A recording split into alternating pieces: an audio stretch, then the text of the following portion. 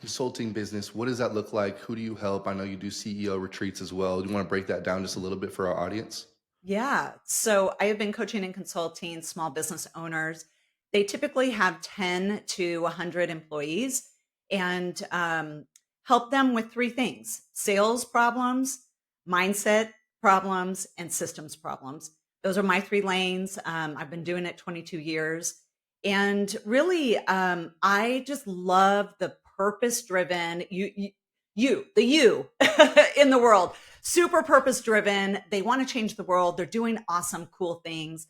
I'm really blessed with right now, I have 19 clients in six different time zones, which makes, again, back to my personality, I love variety.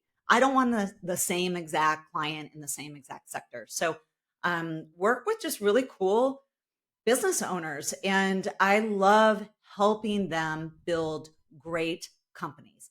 My word is greatness. My book is all about greatness. I am all about great leaders building great companies. And that's what I get to do every day. That's so exciting. Okay, let's take us back. How did you get started in entrepreneurship? Did you ever go the corporate route? Even take us back. Maybe did you even go to college? And then what happened after that?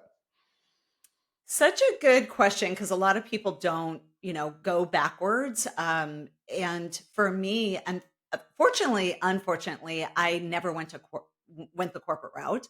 I was very fortunate to be in my second year of college, and I was actually a trainer for a brand. Some people might know or might not know, but Planet Hollywood was, my 19 to 21-year-old getting me through college.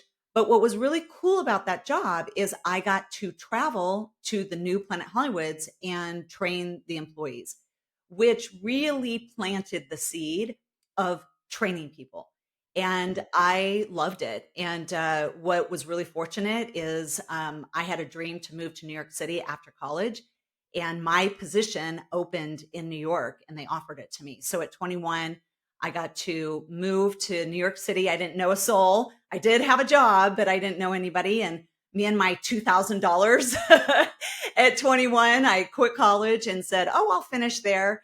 And really, it was the beginning of my life, 9 years in New York City. And I was there for about a year. And then I started my own business. I actually started my own PR and marketing agency at 24 and started this is before the internet. So everybody just hold on. It is prior to the internet.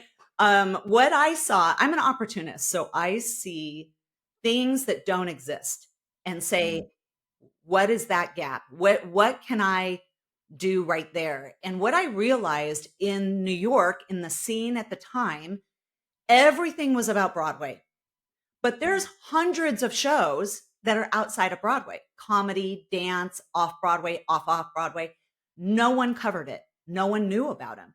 And I thought, I had a PR and marketing agency. A lot of my clients were entertainment. I knew that space. And I thought, I'm going to create the only magazine in New York City committed to everything shows. And I'm going to get it out. The distribution was in every hotel in New York and a subscription. And I did that. And that was the beginning of, I believe, my world of scaling. And then I got a knock on the door. These two men said, hey, there's this thing coming called the internet. And it's going to put your magazine out of business. We want to buy your business and turn it into a web page, a website. And long story short, I said, no go. You buy the entire company and me and my three employees. And they said yes. And so we built this website the first year of the internet. And today it is a global multi-million dollar, very success story that literally dominates the world of shows in many markets around the world. So it was an amazing opportunity for me, to sell my business, but seeing something, you never know. Look at that little opportunity I saw saying, oh, there's a gap here. And I went for it. And then that ended up being the thing that helped me sell my business. And now what's really for me, I don't know about you, but I'm all about the underdog. Broadway, I love Broadway. I mean, I love Broadway, But all the underdogs, all the 100 other shows that got nothing, no PR, no listings in the New York Times, none of that. I was like, someone needs to shine the light on those.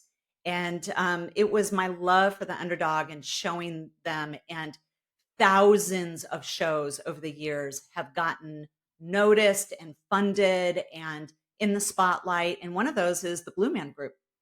Blue Man Group was a tiny, tiny, tiny show that no one No knew way. about. Yeah, it was tiny when I discovered it, and so there's lots of actors and shows over the last 20 years that have become something because of that, and so that I'm super proud of that, and, but I stayed there for a year and said, "Thank you very much, and I'm gonna go and build this coaching and consulting business," and I've been doing this ever since.